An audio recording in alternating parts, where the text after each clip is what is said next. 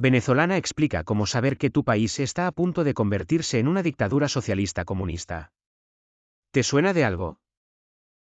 Si todavía tienes dudas de que tu país está transitando el mal llamado socialismo del siglo XXI o comunismo castrochavista, o piensas que lo que pasa en Venezuela no podría pasar en tu país, existen varios síntomas que deberías conocer.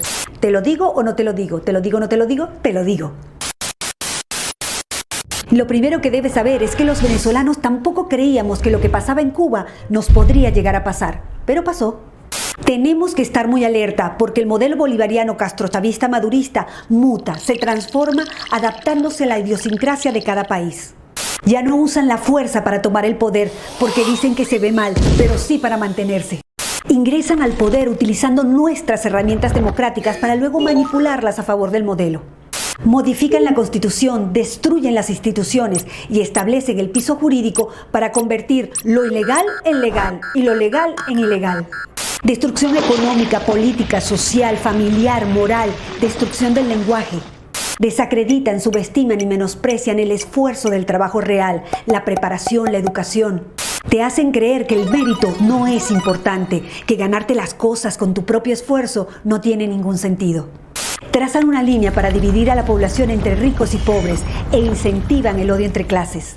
Siembran caos y división para poner a pelear sindicatos contra empresas, mujeres contra mujeres, mujeres contra hombres, hijos contra padres, alumnos contra profesores, civiles contra uniformados, capitales contra provincias, ciudades contra pueblos, marchas y contramarchas y hasta veganos contra carnívoros. Te repito, entran al poder utilizando nuestras herramientas democráticas para luego manipularlas a favor del castrochavismo madurismo. Destruyen el aparato productivo, acosan a la empresa privada y expropian. Establecen un control cambiario con distintos tipos de cambio que distorsiona completamente la economía. Impregnan de ideología política a las instituciones que deberían ser imparciales, como la justicia, la policía, la educación, las Fuerzas Armadas y hasta el Consejo Nacional Electoral.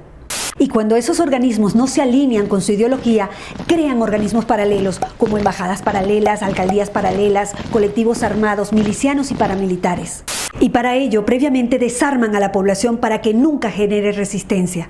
Y un buen día, ¡sorpresa!, liberan a miles de presos de todo tipo, favor que será cobrado más adelante porque los utilizarán para defender a la revolución bolivariana y mantener a raya a la ciudadanía. Le dan voz, voto y cargos públicos a militares en ejercicio, destruyendo la institución y convirtiéndolos en opresores de la sociedad civil. Generan planes, bonos y tarjeta alimentaria como herramienta de control para la sociedad y quien no se alinea a su ideología, no come. Estigmatizan a los empresarios, a los ricos, a los profesionales independientes, a todo aquel que se esfuerza por ganar su propio dinero. Crean un relato para hacerle creer a la gente que ellos no son responsables de ninguno de los problemas económicos. Y a la vez, crean un enemigo interno como los empresarios, los productores independientes, los productores petroleros, los productores agrícolas ganaderos. Y un enemigo externo, generalmente el Fondo Monetario Internacional, los capitales golondrina, los fondos buitre, los inversores extranjeros y por supuesto el imperio yanqui. Y hablando de Estados Unidos, vamos a romper un mito. Estados Unidos ha sido el principal socio comercial de Venezuela durante décadas. El único país que pagaba 30 millones de dólares diarios por la compra de petróleo. Por si no queda claro, Estados Unidos nunca nos bloqueó y nunca se metió. Las últimas sanciones están dirigidas únicamente a funcionarios corruptos del régimen y sus familias, que casualmente tienen sus grandes fortunas en Estados Unidos.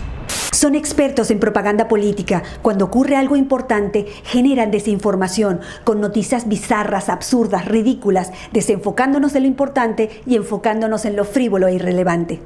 Para ello necesitan los medios de comunicación, comprándolos, tomándolos, generando grandes pautas publicitarias e incluso crean leyes de medios para imponer multas impagables.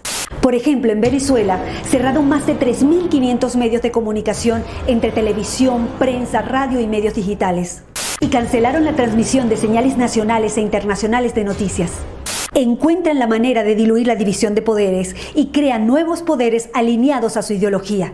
En Venezuela eliminaron a la Corte Suprema de Justicia y a la Cámara de Senadores, instalaron un Tribunal Supremo de Justicia nombrando jueces a dedo, instalando así un suprapoder por encima de todos los demás poderes. Y adivinen qué, todos alineados con el régimen. Pero para sostener esta farsa democrática ante el mundo por más de 20 años, se necesita un actor indispensable en el falso juego electoral, gran parte de la oposición funcional al régimen. Además, el régimen se ha encargado de exportar la tecnología para el conteo y transmisión electrónica de votos a varios países del continente, desde Canadá hasta la Patagonia. En el exterior, como en un tablero de ajedrez, colocan sus fichas estratégicamente en los diferentes organismos internacionales para que actúen a favor de ellos en el caso que lo necesiten.